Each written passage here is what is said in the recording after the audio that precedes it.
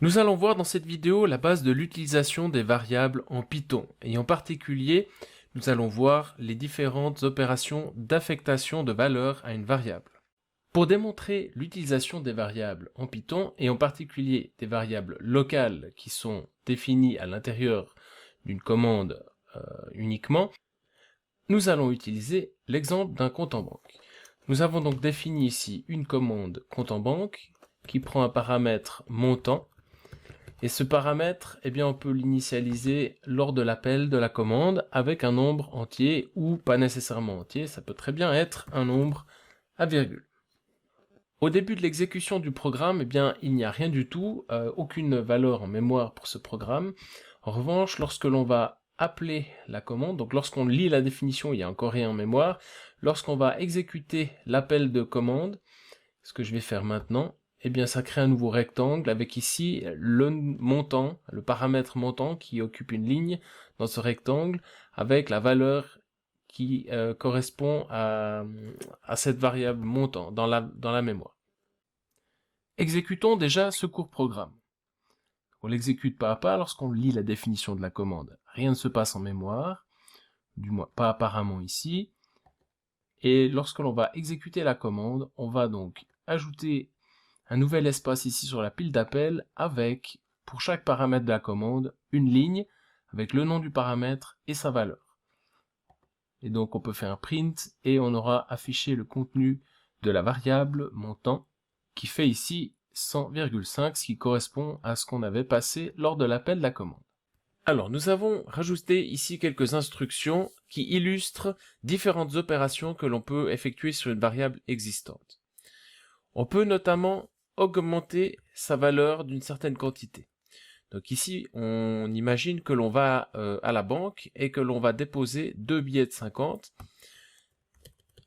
Python va calculer d'abord l'expression, la valeur de l'expression qui se situe à droite de l'opérateur d'affectation. Remarquez que l'opérateur d'affectation pour augmenter en fait la valeur d'une variable, c'est plus égal en un seul mot, c'est-à-dire qu'il n'y a pas d'espace entre les deux. Ceci serait faux. Et puis on met à gauche le nom de la variable que l'on veut incrémenter. Incrémenter, c'est le terme technique pour dire augmenter. On peut également diminuer la variable d'une certaine quantité. Ici, on la diminue de 30.